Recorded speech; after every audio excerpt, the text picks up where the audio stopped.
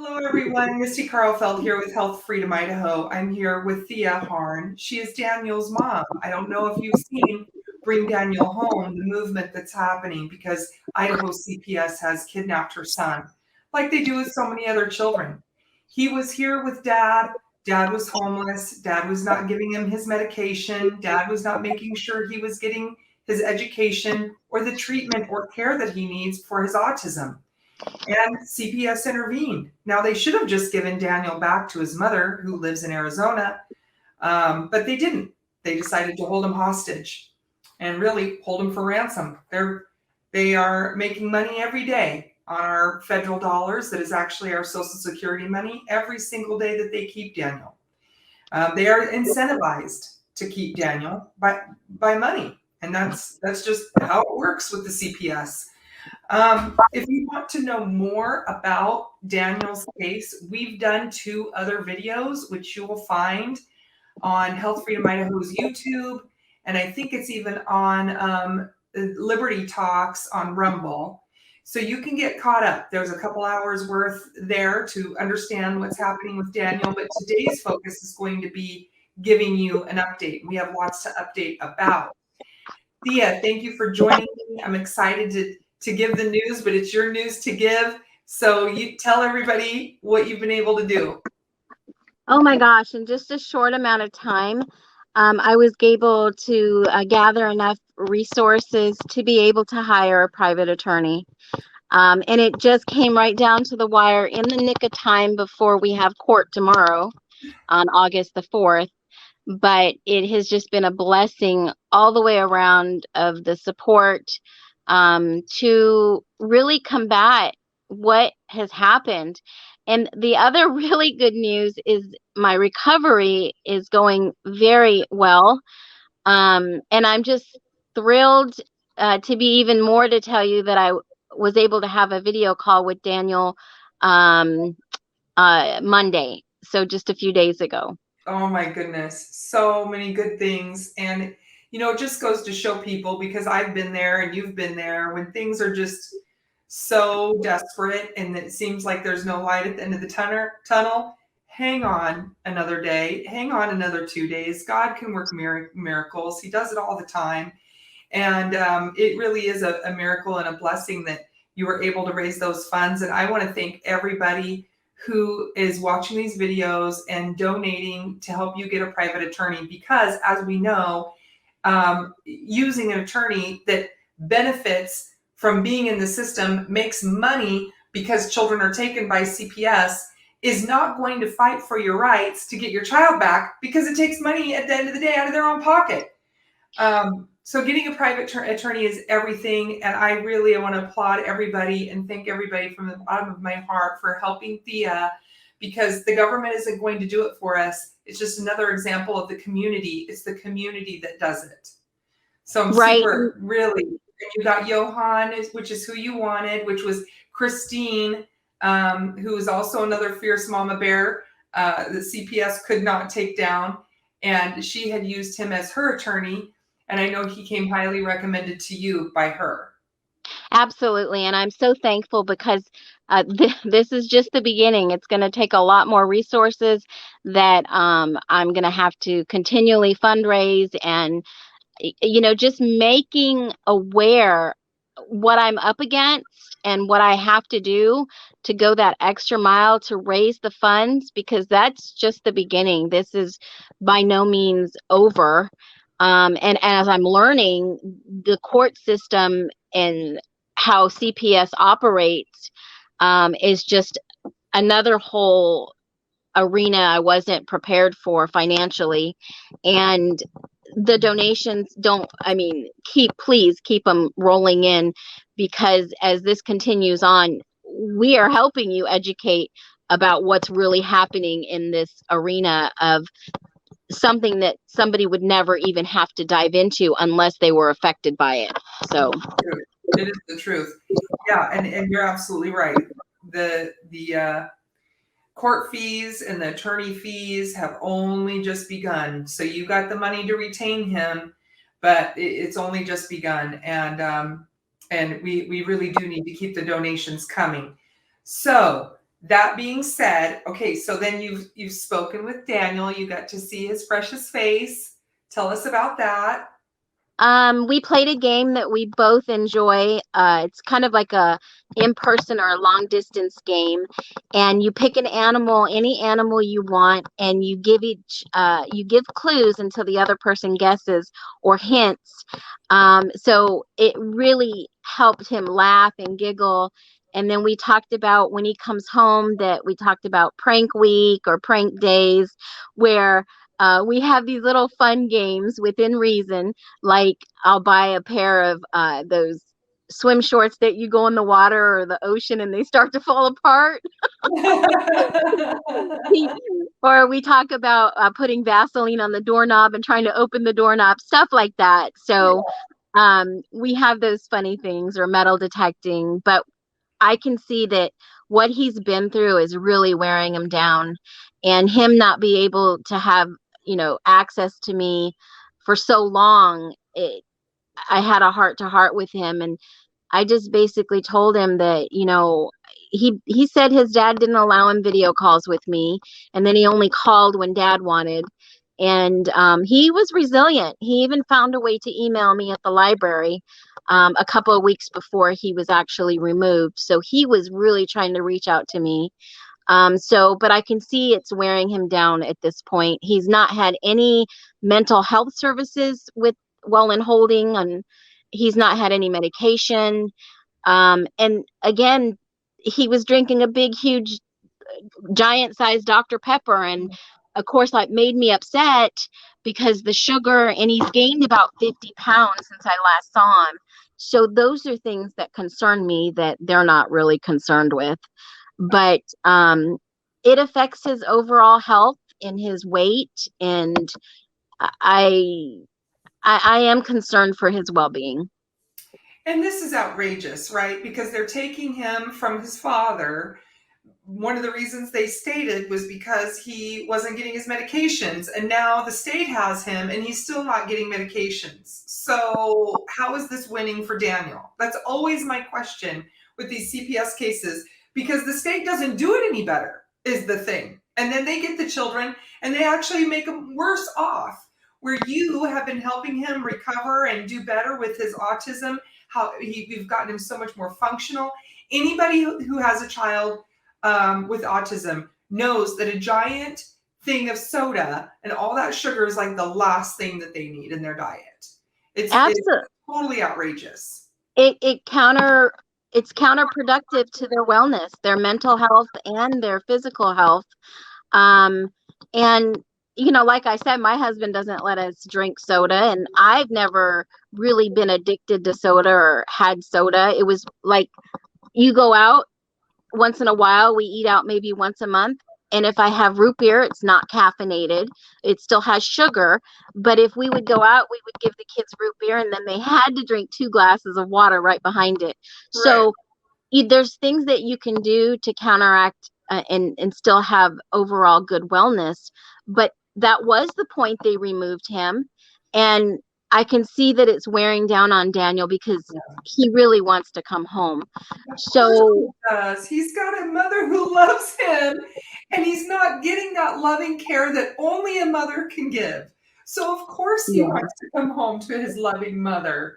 God bless his little heart. I'm just so sad for him and all the other kids who are missing their mothers, and the mothers that are missing their kids. It's just, I'm fresh off of watching the Stu Peters thing that he did. What was it called? Protect the Kids or something. The little ones. The little ones. These little ones. These little ones. My goodness. If anybody hasn't watched it, you need to watch it. But yeah, it brings up all that emotion of all these interviews I've done over the years with mothers like Thea and children who are suffering. It's overwhelming, the amount of suffering that is being perpetrated on the people by the overreaching hand of the government through CPS, which is a for-profit agency that makes money on stealing and holding kids for ransom. It's heartbreaking. So anyway, I'm fresh off of that. No, I watched it live, and I can't imagine what Marissa was going through. I can, to an extent, because she went through this, but her baby couldn't even speak. He Right. couldn't defend himself or ask, "Can I talk to mom?" Or No. and she was trapped in that whole cycle of what I'm trapped in right now. And Daniel can speak, Right. and it is expensive. I mean, even to raise a child with special needs, not depending on state services, it is expensive. Feeding them is expensive. And then a teenager on top of that, it is expensive. So this whole financial strain, I never imagined it would be me. Right. Right. Absolutely. Okay, so Yeah. you've got to speak with him. He doesn't look well. He's gained weight. He's drinking soda, all these things. So all the more reason for this to get done in a timely manner. And then you get an email saying that they're delaying your hearing, right? That I'll pull that up here.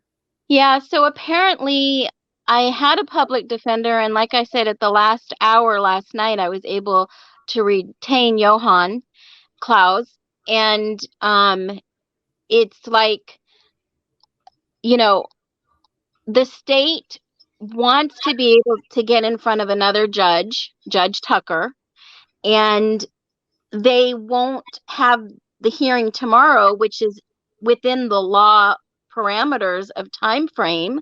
They want to push it out almost 60 days to where it's supposed to be done, I believe, in 30 days. And of course, my heart was set on having this hearing, but the judge that's filling in for Judge Tucker can only give supposedly 30 minutes. And I just feel like I'm getting the runaround. And that was at the state's request that they wait and push it out There we go. to August 31st. So I feel like, if you don't know the rules of law, you need to start researching in your state. You need to start gathering information and community support so that you don't fall into this trap, because a lot of parents would just be, okay, we'll just wait till the 31st. No, I want to be able to bring my home Daniel before then. And I'm dumbfounded, Misty. Yeah, and just to reiterate, Thea has no charges against her. Nothing. Absolutely nothing. And in fact, here's a new little detail I didn't know before. Thea is a community support worker already verified and vetted when she lived in Idaho. So the state has already said that Thea is able to take care of people. Absolutely. I was a community support worker hired by Direct Care. Consumer Direct, for direct care of a 35-year-old autistic, legally blind, nonverbal autistic adult of a couple that lived right a couple of houses down from ourselves. And we were paid by Consumer Direct, that is funded from the health and welfare. I mean, you can go online and look at their forms. You have to see what's required of you to be a community support worker, which I was amazing. And, we ran into an issue where I had to report abuse in that home, and I no longer gave care to that individual. And for almost, a year, I really worried about that adult individual that couldn't speak for himself. And it really weighed heavy on my heart. Now, I only did this when I didn't have Daniel in my care, when he would be with his dad. And so it gave me the ability to have a little bit more income to be able to support Daniel better. So, it blows my mind Yeah. that they won't send him home. They know my background. They know I'm a good person. They know I'm a good mother. But eventually, at the end of the day, someone is in their ear telling that I am not, and making allegations against me that are unfounded. Right.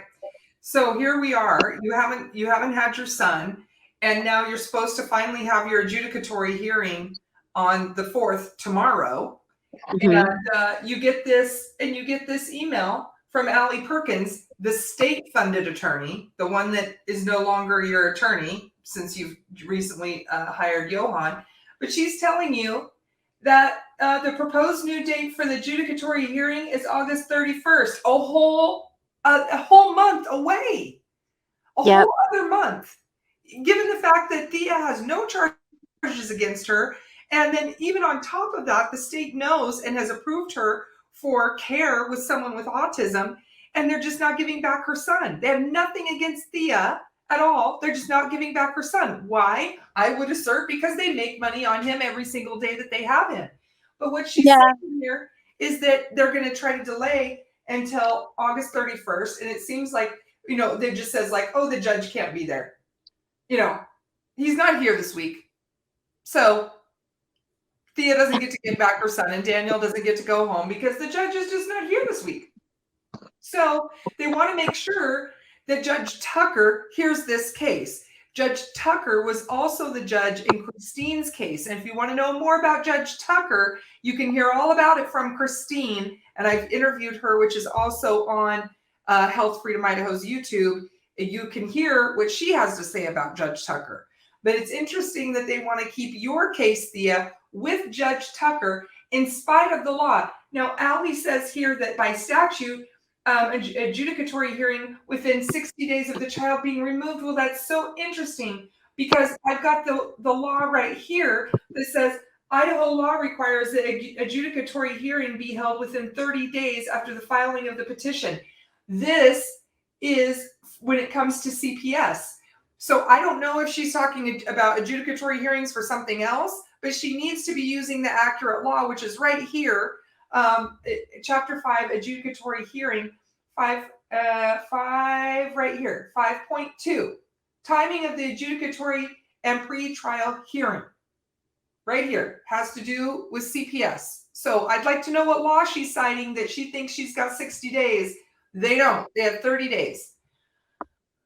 Yeah, and this is what really boils my fire and just sets me on a blaze for justice is I don't know the law. I'm not an attorney and I don't claim to try to be one, but I know how to read. I'm educated. I know what to look for. I'm pretty savvy in computers. When I was actually in nursing school, I went to work part-time for a private investigator, and I learned a lot about finding information and, arming myself and knowing where to find things. Even though I'm a little older, I'm still somewhat computer savvy. Um, and I went even to the health and welfare website and learned what the CPS laws are there and what their manual is, what their playbook is. So I have done enough homework to know that something doesn't sound right here. And I knew at that moment that I received that email, I had to find the last $500 to retain Johann Klaas yesterday at the last minute possible. And he'll tell you, I'm sure that if there's a will, there's a way. Well, I had to make it happen, and I won't be swept under the rug. I won't go away. You will hear from me. And there's so many parents that I have come across in the last week that have reached out to me and said, oh my gosh, I didn't know this. My child was taken. I feel so guilty for not being educated. And this is what happened to me by no fault of their own. Yeah. It was just shocking that they didn't know their rights. They didn't know. They didn't have the resources to hire an attorney. They just didn't know. And now they know better. But some of these parents had their rights terminated or given, their child to family members and never seen the child again. Now, there are some cases that, yeah, parents are probably in neglect and they're utilizing, substances that they probably shouldn't, and rightfully so. The state comes in and says, oh, we'll help you. But that's not their real goal, is to help. Their real goal is to place these children somewhere else. And, I would just be pulling my hair out about right now if I didn't have the community support to rally and say, wait, something doesn't sound right here. Make sure that you know exactly what's going on, and don't be blindsided by their rhetoric. Don't be blindsided by their manual or their operating procedures, because exactly what happened this week that somebody told me would happen did. They changed case managers on me at the last minute. And I didn't hear back from this person. I've been trying to get in touch with this person. And then I got a long-winded email from her stating, oh, I'm new on the case and I'm going to have to do this and this. And then you'll have to agree to a case plan. And I'm like, no, no, no, no, no. Wait 1 second here.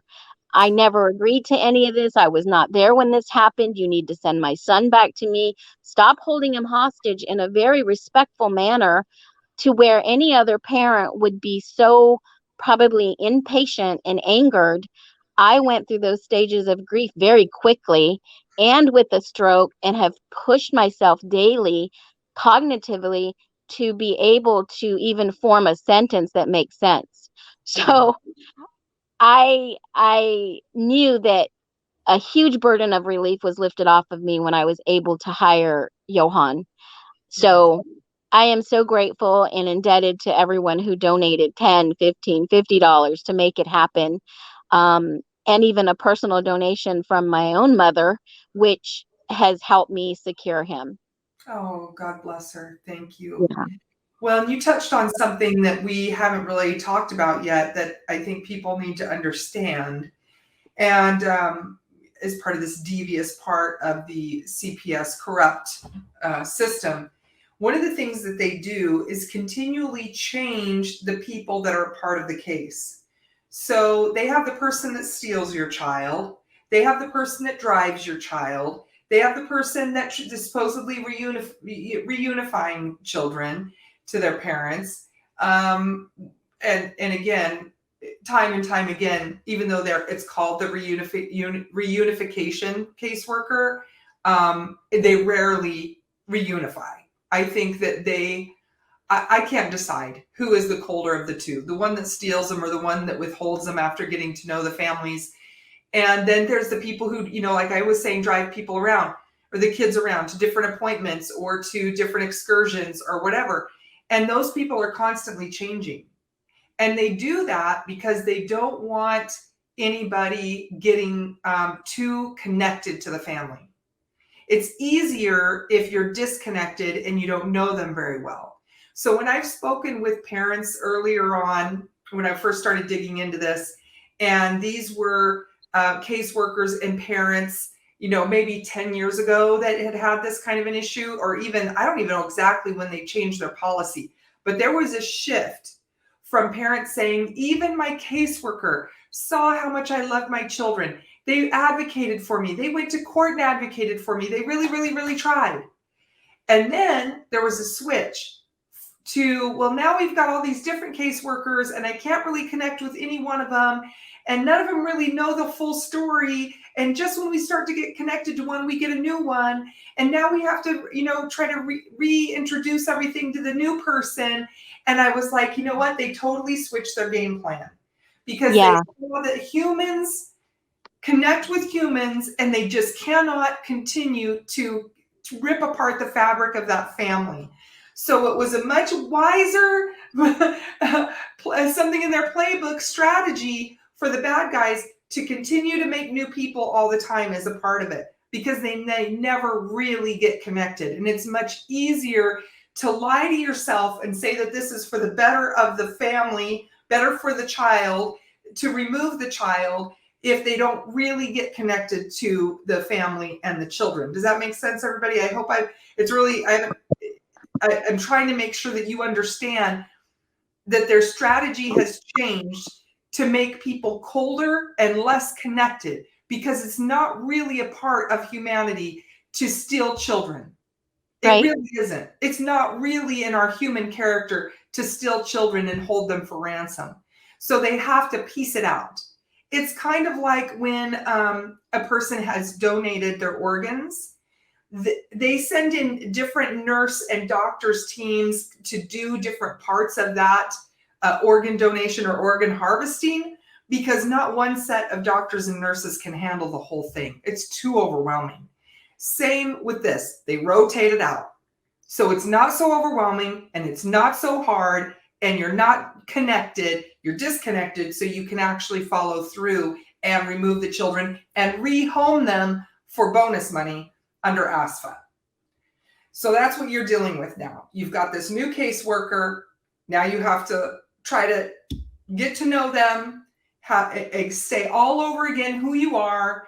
And by the time that happens, they're already in court trying to remove your son from your custody. It's totally outrageous. And if people really understood the entirety of how the system is set up against a parent, they would do all they could to disconnect their state from ASFA money. That's what they would try to do. Yeah, absolutely. The whole dehumanizing part to this is just heart-wrenching for me and many parents, because if I hadn't been in the military and gone through boot camp and gone through psychological warfare, I would have never have known what they're doing. I Right. caught on very, very, very quickly to making it all about Daniel's interest, not the parents' interest, to totally alienate us. And I'm still waiting on Daniel's positive COVID test that I was told that he had, to not be able to talk to me on video because he had COVID. He Which was is in absurd. quarantine when the quarantine wasn't even in place in an emergency situation in Idaho. That's So right. I'm still waiting, and I'm going to hold them to their feet to give me Good. a positive test. Good.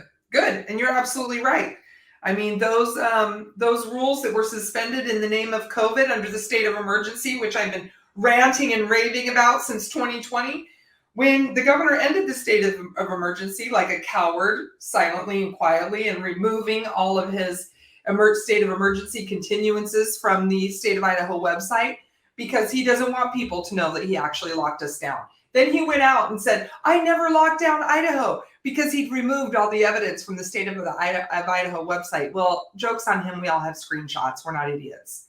Anyway, the rules that he suspended under the state of emergency, which were that parents would be able to know where the child is, they'd be able to know when the child was moved, that they'd be able to have in-person visits, and the rule that says how many bathrooms need to be available for boys and girls, given a certain amount of boys needs to have this many bathrooms in these group homes, certain amount of girls need to have this many. He suspended that under the COVID state of emergency, which is absolutely absurd. Parents' rights don't just exist when there's not a state of emergency. Parents' rights exist all the time. But Right. he took with the stroke of a pen and suspended that during the state of emergency. Well, he's removed the state of emergency. So all of those rules, are back on the books, and they're not adhering to them with you. Right. Absolutely not. And that's frustrating.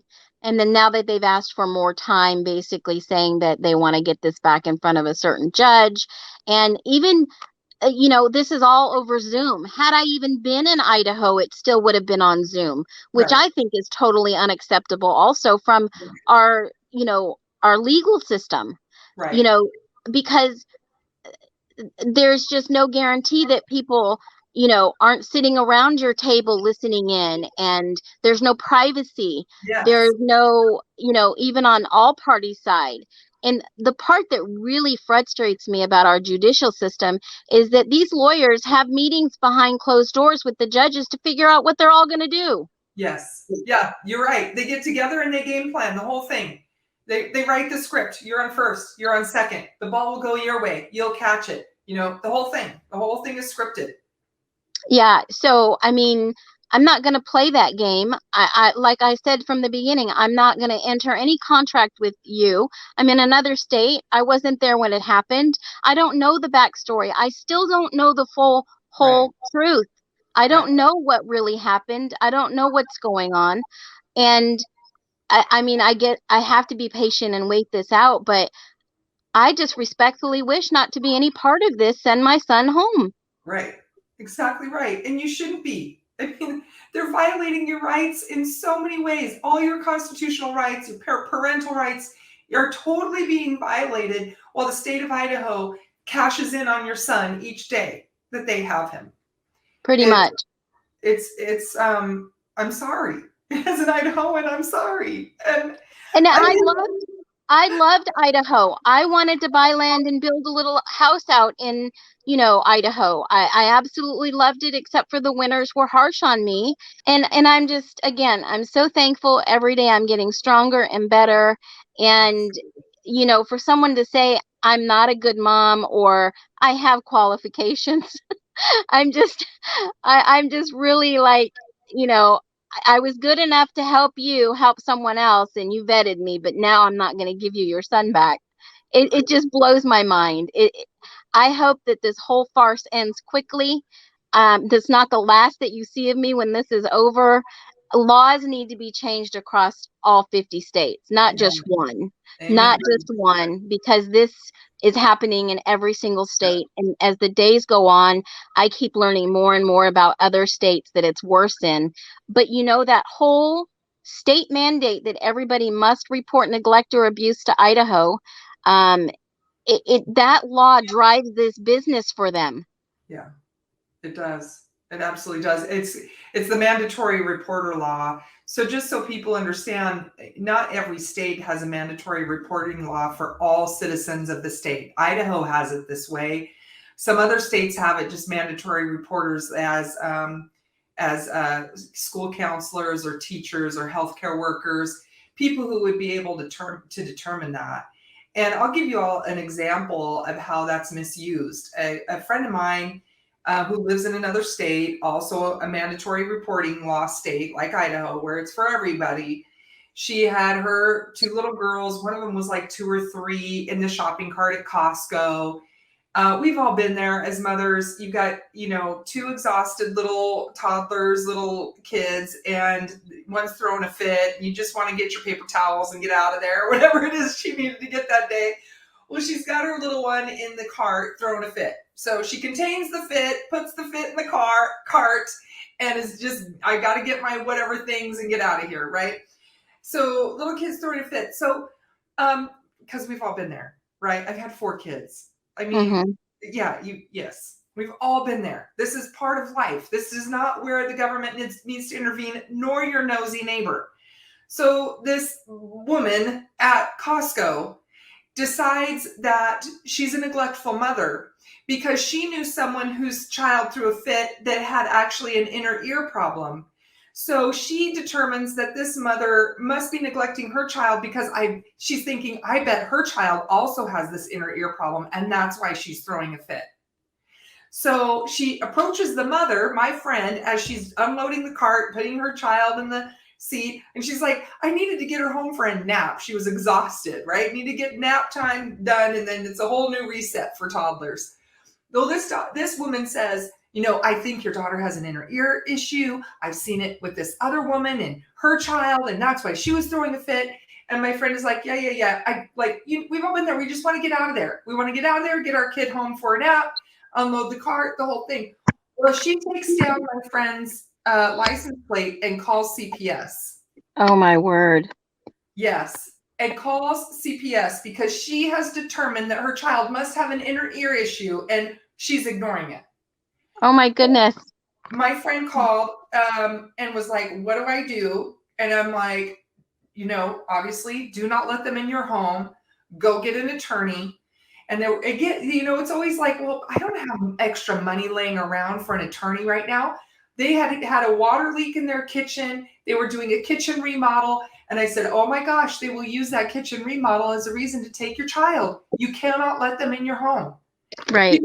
Because none of us go through kitchen remodels or leaks in the home. But literally, CPS will use that as a reason to take your child. This is an unsafe environment.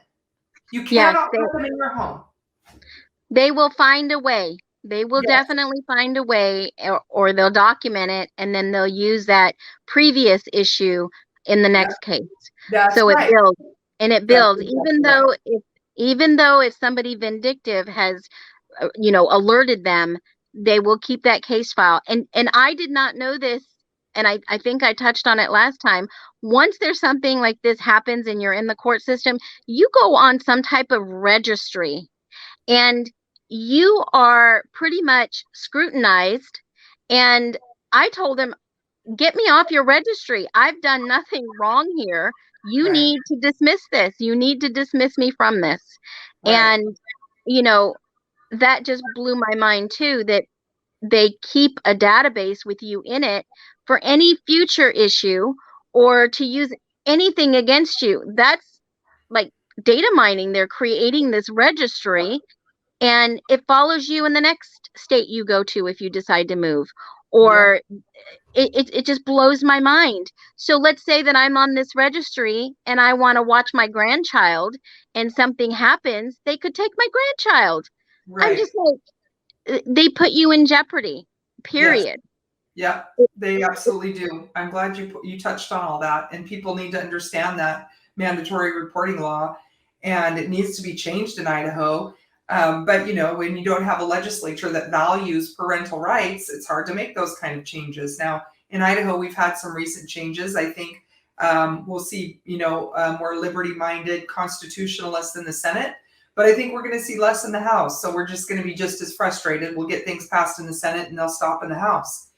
Right. So, and Idahoans need to know too, like we've been working on trying to push back this CPS legislatively. One of the bills that we all had and supported was one that was just a simple notification of rights bill. Scott Herndon worked on that. Heather Scott ran that bill.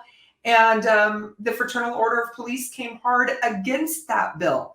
Fraternal Order of Police did not want parents to know their rights in Idaho when it comes to CPS. Why? I still don't know to this day. They swear up and down they don't get any money from it, but there's got to be some kind of reasoning that the Fraternal Order of Police does not want Idaho parents to know their rights when CPS comes to the door. We weren't even asking for more rights. We just wanted parents notified of the rights they have. Fraternal Order of Police said no. And I believe that is honestly because they have the ability to remove a child. And if Yes. they know that the individual parent knows their rights, they're it stops them in their tracks until they have a court order to remove a child. Yep, that's exactly right. That's exactly right. Well, you're going to become another CPS expert that's going to be educating parents about their rights. And I know when you start talking about CPS, it's like the floodgates open of people calling and telling you their stories. And it's heartbreaking and it's hard. And you're already dealing with your own case. So friend to friend, mom to mom, give yourself a little room and don't try to carry everybody's heartache because Yeah. it'll be too much. Yeah. Oh yeah. And I'm still in recovery mode. I'm still in fight mode for Daniel. Yeah. And I'm actually going to take the day off today and step away and go do some grounding, because for me grounding looks like, and I'll just put this real quickly before I need to leave. Um, when I ground myself, even if I'm indoors and I don't want to go outdoors, I imagine myself standing in the grass or in the sand, and beneath me is a big, huge planet, but I'm bigger than that planet. And that's my problems beneath me are that small under my feet. And when I do that, I know that I've got this. So for me, I have to take a day of grounding day, which I call, and just pamper myself and love on myself, because no one else is going to do it except for my husband. And he does a really good job. But my faith and my strength relies on the Lord to get me through this stage in my life. Amen, sister. Amen. Well, enjoy your grounding. I'm glad you're taking a day. And you've got a big day tomorrow, but it sounds like you'll just have a hearing and they'll ask for a continuance, right? Pretty much. Yeah, because they said there's only 30 minutes on the docket with this judge, but they really want to get in front of Judge Tucker. Yeah. Okay. Well, we're going to post the link to where you can go and help support Thea and Daniel and help pay for that attorney, because like we were saying, like it's just begun as far as the expense. So Yeah. please keep the donations coming, friends. Yeah, and eventually I would love to be able to have a nonprofit to help other mothers and people in this situation, that they don't have to go beg and borrow and go in debt to be able to secure a private attorney. Obviously it's needed. It's so needed in education too. It is, absolutely. God bless you, Thea. I will be praying Thank for you you. tomorrow and praying for your attorney for wisdom and strength, and Yes, justice will be served, and you and Daniel will be miraculously reunited. I agree wholeheartedly. Thank you, Misty. You're welcome. Have a good day. You too. Bye, Bye-bye. friends.